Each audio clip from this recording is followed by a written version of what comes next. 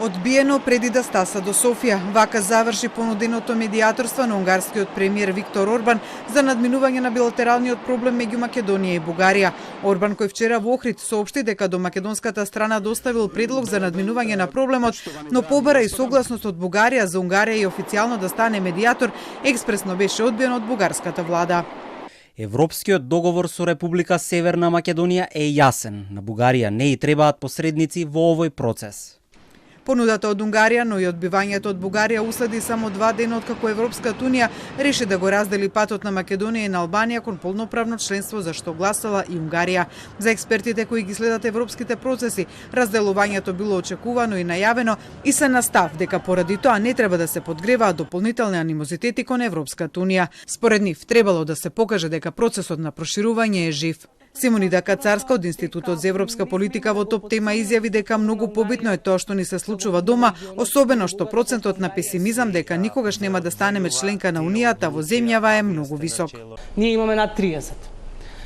Така да ефектот е тој, тешко ќе го повратиме наназад, меѓутоа она што ние го живееме тука, веројатно покрај ова символично, како го нарековте, иритирање од ЕУ, мислам дека многу поважно е да се домашното некадарност која што имаме и домашното неможност да се креира заедничка стратегија за овие прашања.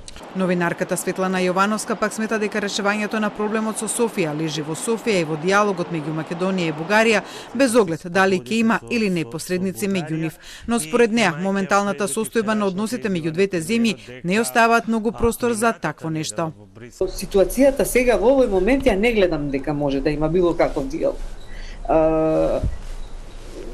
Ние ќе продолжиме да одржуваме состаноци со Европска унија, се надевам умно ќе ги искористиме парите за кои што зборувавме, што ни ги дава Европска унија, дека ќе направиме некоја реформа која би била корисна за сите нас, но засега во наредните 5 години јас не гледам излез за нас.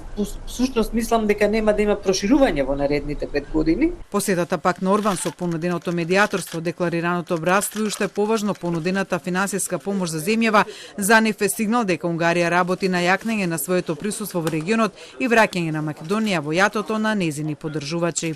Унгарија се гледа себе си како држава која што сака да се наметне на Балканот и пред се преку премиерот Орбан.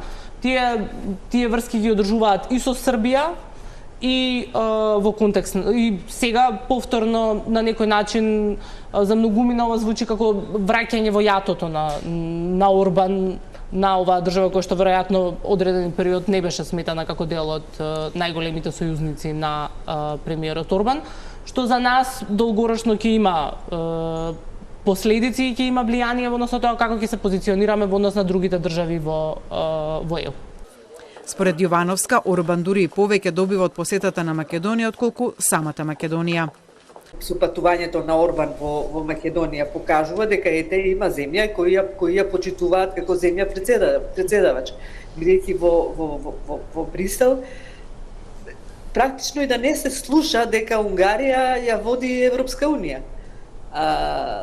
Така што тоа е за нив веројатно еден вид понижување. Според Јовановска, факт е дека владата на Орбан е силен поддржувач на проширувањето, но според стандардите и либерализмот на Орбан и оти врската со Унгарија досега не успела да и действува старт на преговорите на Македонија.